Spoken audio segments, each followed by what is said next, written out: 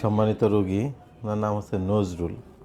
সে কানে একদমই শুনতে পায় না, খুবই কম শুনে। তো সে একটা চাকরি করতো, এখন তার আসলে চাকরিও নাই। সেজন্য একটু রিকোয়েস্ট করেছে আমার চেম্বারে যে তাকে যেন একটু বিনা পয়সায় একটা প্রেসক্রিপশন করে দেওয়া হয়। সে একটা কোম্পানিতে জব করে, 2 মাস যাও তার চাকরি নেই।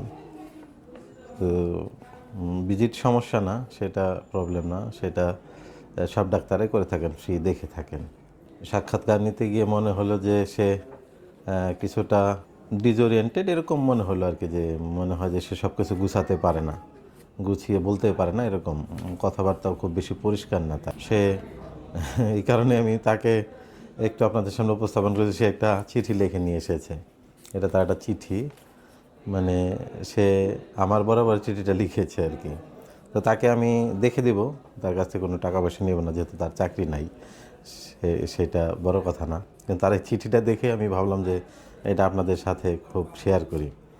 তো চিঠিটা পড়ার আগে আমি তার কাছে শুনলাম যে সে আসলে পড়ালেখা কত দূর করেছে। সে 1991 সালে এসএসসি পাস করেছে। তারপর এই এলাকায় এসে, বাড়ি তার নেত্রকোনা, সেই এলাকায় এসে চাকরি করছে গাজীপুরে।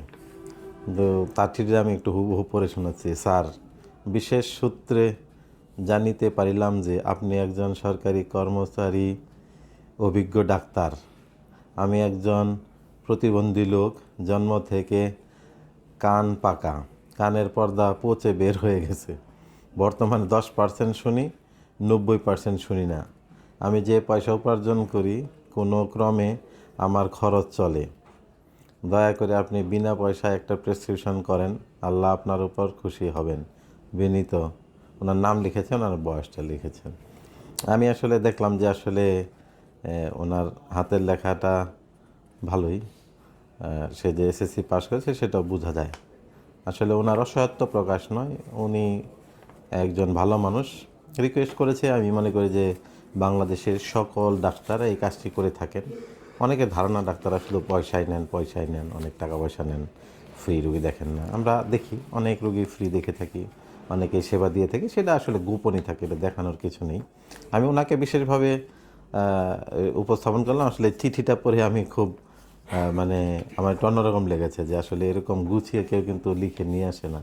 দু একজন লিখে নিয়ে আসে, উনি কিন্তু সেটা খুব সুন্দরভাবে লিখে নিয়ে এসেছে। এবং এটাই ওনার যে একটা গুণ আছে, উনি নিজেকে একটু অন্যদের থেকে একটু দুর্বল মনে করে যদিও, কিন্তু ওনারও কিন্তু ভিতরে গুণ আছে, এবং এই চিঠিটাই তার প্রমাণ যে সে গুছিয়ে অনেক কিছু লিখতে পারে। তাহলে আমরা আপনাকে ওষুধ লিখে দেবো, ইনশাল্লাহ ওষুধ খান, কিছুটা ভালো থাকবেন। ঠিক আছে? আচ্ছা।